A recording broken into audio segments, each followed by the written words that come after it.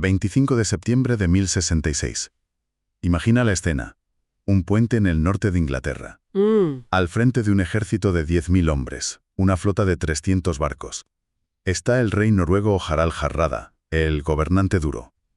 El último de los grandes reyes guerreros vikingos. Exacto. Acaban de lograr una victoria. Aplastante en Fulford. York, la capital del norte, se ha rendido. El trono de Inglaterra, parece que lo tiene al alcance de la mano. Está en la cima. Se siente invencible. Y justo ahí, en ese momento de triunfo, cuando están celebrando, pues de la nada, surge un ejército inglés en el horizonte. Un giro de guión total. Absolutamente inesperado. El rey inglés, Harold Godwinson, ha conseguido algo, bueno, una proeza logística casi sobrehumana.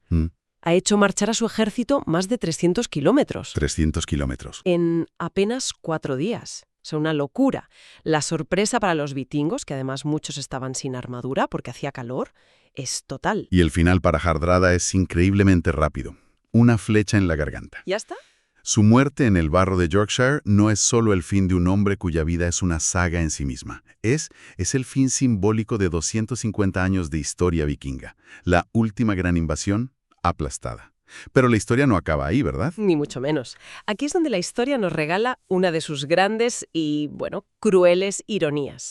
3 semanas después, otro ejército desembarca en el sur, los normandos, de Guillermo el Conquistador. Y aquí viene lo bueno. Y lo fascinante, el nudo de toda esta historia, es que los normandos son descendientes directos de vikingos.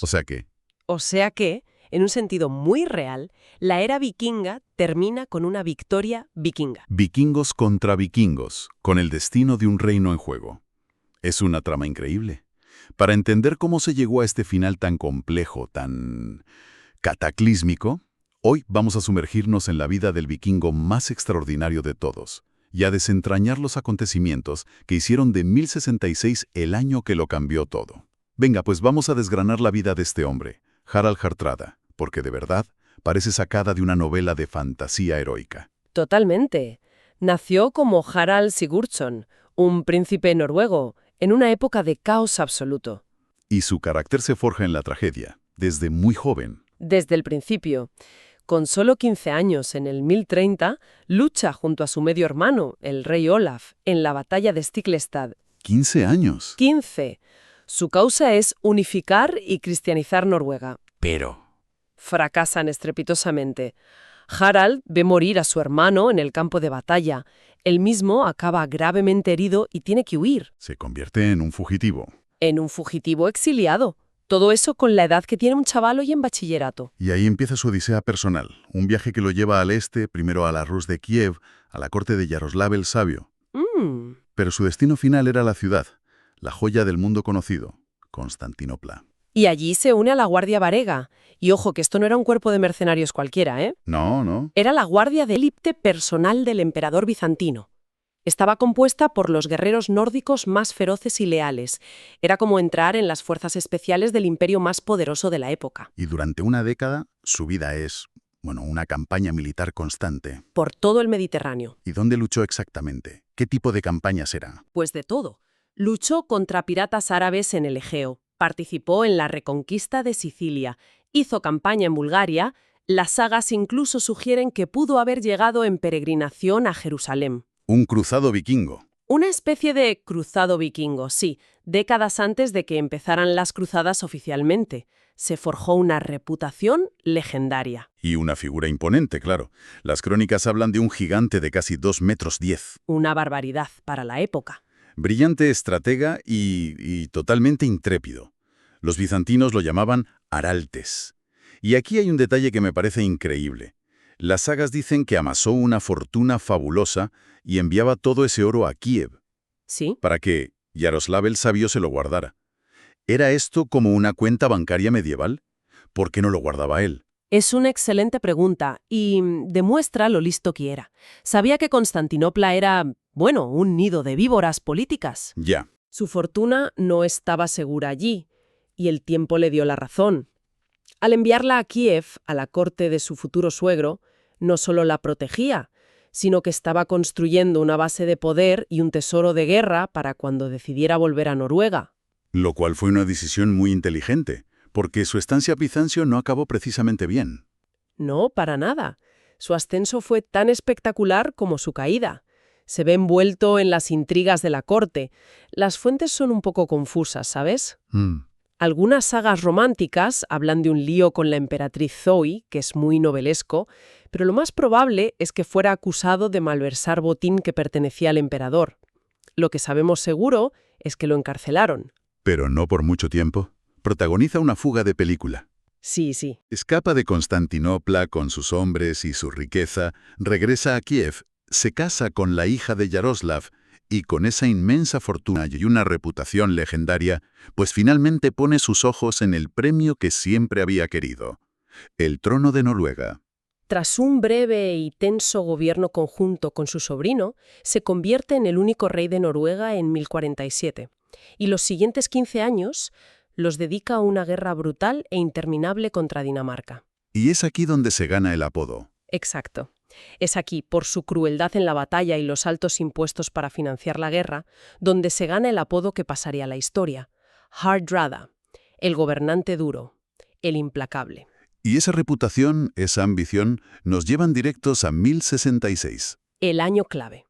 El rey de Inglaterra, Eduardo el Confesor, muere sin un heredero claro. Y esto crea un vacío de poder que desata una crisis de sucesión a escala internacional. Claro, el trono más rico del norte de Europa estaba en juego. Exacto. Y teníamos tres pretendientes principales. Por un lado, Harold Godwinson, el conde inglés más poderoso. Luego, Guillermo duque de Normandía. Y finalmente, nuestro protagonista, Harald Hardrada.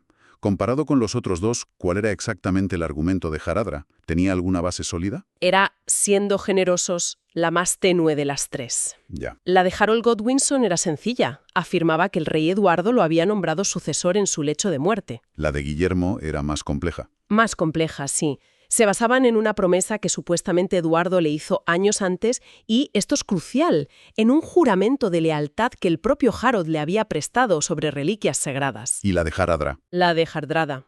Se basaba en un vago acuerdo de herencia mutua entre un rey noruego anterior y un rey danés de Inglaterra. Era una excusa, pero para un hombre como Hardrada era excusa suficiente. Y Godwinson no pierde el tiempo. Es coronado rey de inmediato y despliega su ejército en la costa sur esperando a Guillermo. Pero pasan los meses y no ocurre nada. Exacto. Y esto es clave. La flota normanda de Guillermo está atrapada en el puerto por persistentes vientos del norte. Toda la primavera y todo el verano. La espera se hace eterna, las provisiones del ejército inglés empiezan a escasear, la moral baja. Inglaterra contiene la respiración mirando al sur. Y entonces, el golpe de efecto. Mientras toda la atención está en el Canal de la Mancha, Harald Hardrada invade por el norte. El ataque sorpresa. Y no viene solo. Trae un aliado que convierte la historia en una tragedia griega. Tostig Godwinson. El propio hermano resentido y exiliado del rey Harold. Tela. El primer choque es la batalla de Fulford, el 20 de septiembre. Los condes ingleses del norte son, arrollados por la experiencia y la ferocidad del ejército vikingo. La victoria es total. York se rinde. York se rinde. Para Harald Hardrada, a sus 50 años, después de una vida de lucha, parece que ha llegado su coronación definitiva. La conquista de Inglaterra parece un hecho. Pero aquí es donde Harold Godwinson demuestra por qué era rey. Su reacción es fulminante. Brutal. La marcha forzada de 300 kilómetros en 4 días es una de las mayores proezas de la historia militar medieval. Pilla a los noruegos totalmente desprevenidos. Completamente. La escena que encuentran los ingleses es la de un ejército victorioso, relajado. Era un día inusualmente cálido. Muchos vikingos habían dejado sus cotas de malla en los barcos. Claro, no las necesitaban para recibir rehenes. Exacto. Estaban acampados a ambos lados del río Derwent, en Stamford Bridge, esperando recibir los honores de York. No tenían ni idea de la tormenta que se les venía encima. Y las sagas recogen un diálogo previo a la batalla que es pura leyenda.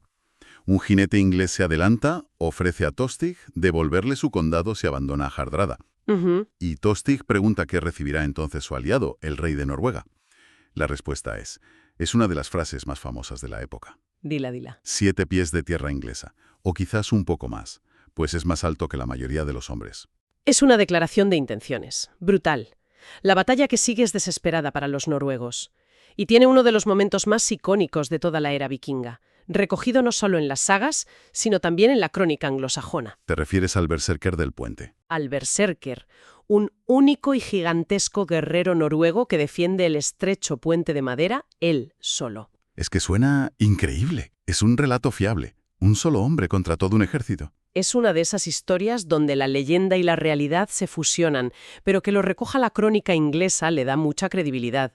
Cuentan que detuvo a todo el ejército inglés durante un buen rato, matando a más de 40 hombres con su hacha. Una pasada. Era un cuello de botella perfecto. Al final tuvieron que ser ingeniosos. Un soldado inglés se metió en un barril, flotó por debajo del puente y le clavó una lanza a través de las tablas. Es la última gran hazaña individual de un guerrero vikingo registrada en la historia. Una vez cruzado el puente, la batalla principal es una carnicería. Hardrada, sin su cota de malla, Emma lucha con la furia de un berserker, blandiendo su espada a 2 manos. Pero su increíble saga termina ahí. Una flecha perdida le alcanza en la tráquea y cae muerto. Poco después, Tostig también es abatido. Y la derrota es catastrófica. O sea, la magnitud del desastre es difícil de exagerar. De los 300 barcos que llegaron a Inglaterra, Sí. solo 24 fueron necesarios para llevar a casa a los supervivientes. De 300 a 24. El hijo de Harrada, a quien Harold perdonó la vida, Sí. tuvo que jurar no volver a atacar Inglaterra jamás. La era de las grandes invasiones vikingas había terminado de forma sangrienta y definitiva. Harold Godwinson es el héroe del momento. Ha salvado a su reino. Pero aquí es donde el destino le juega la pasada más cruel imaginable. La ironía final. Solo 3 días después de su victoria épica, mientras lo celebra en York, recibe la noticia que había temido durante meses. El viento ha cambiado. El viento ha cambiado. Guillermo de Normandía ha cruzado el canal y ha desembarcado en el sur. El dilema de Harold es terrible. Su ejército está diezmado y completamente exhausto. Claro. Acaban de luchar en 2 batallas y marchar a lo largo de todo el país. 2 veces. La lógica militar dictaba esperar, regrupar fuerzas, llamar a más levas. Pero Guillermo estaba saqueando sus propias tierras, ¿no? Exacto. Estaba arrasando las tierras ancestrales de la familia de Harold Ben Sussex. La presión política y personal para actuar de inmediato era inmensa. Y toma la decisión fatídica. Obliga a su agotado ejército a marchar otros 300 kilómetros hacia el sur. Y el 14 de octubre de 1066, menos de 3 semanas después de Stamford Bridge, los 2 ejércitos se encuentran cerca de un lugar llamado Hastings.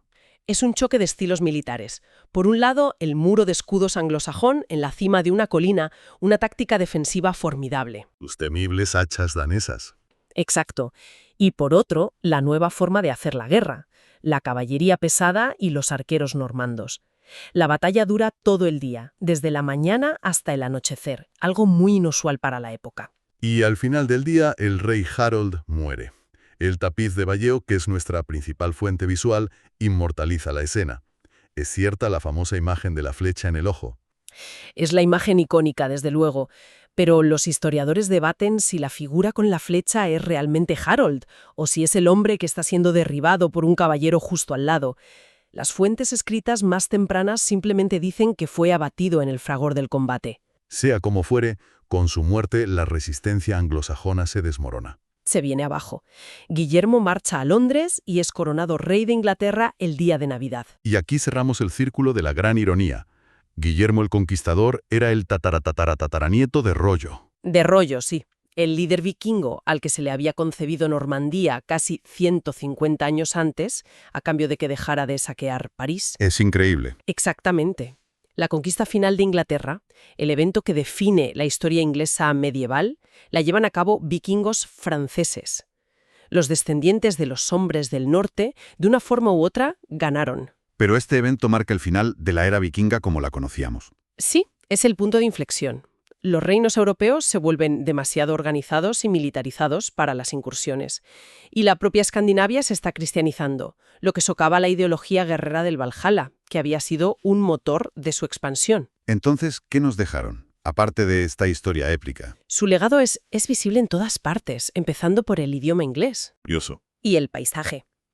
El norte de Inglaterra es un mapa de sus asentamientos.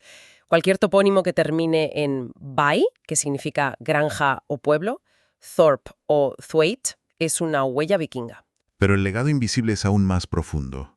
La genética, por ejemplo. Sí, estudios de ADN muestran una presencia significativa de ascendencia escandinava en las Islas Británicas y otras zonas que colonizaron. Y no solo dejaron palabras y genes, también dejaron ideas sobre cómo organizar la sociedad. Desde luego.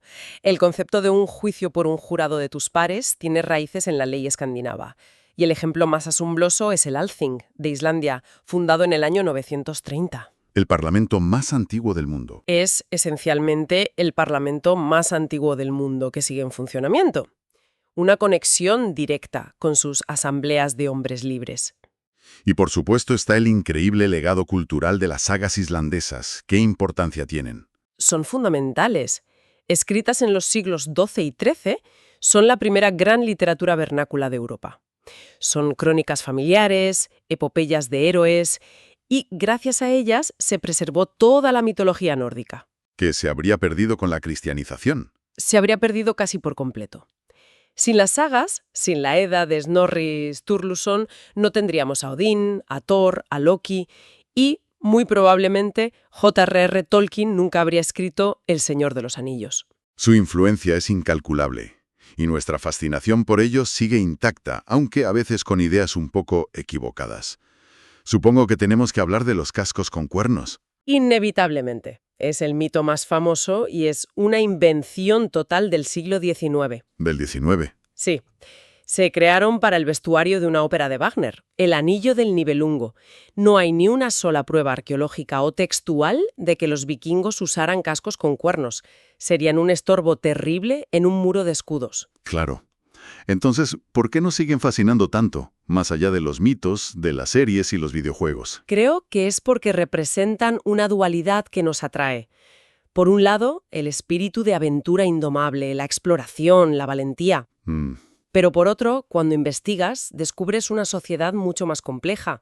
Comerciantes, artesanos, granjeros, con asambleas casi democráticas y un estatus para las mujeres que, en algunos aspectos, era más avanzado que en otras partes de Europa. Aunque es crucial no romantizarlos en exceso, ¿verdad? Absolutamente. Y ese es el contrapunto crítico y necesario.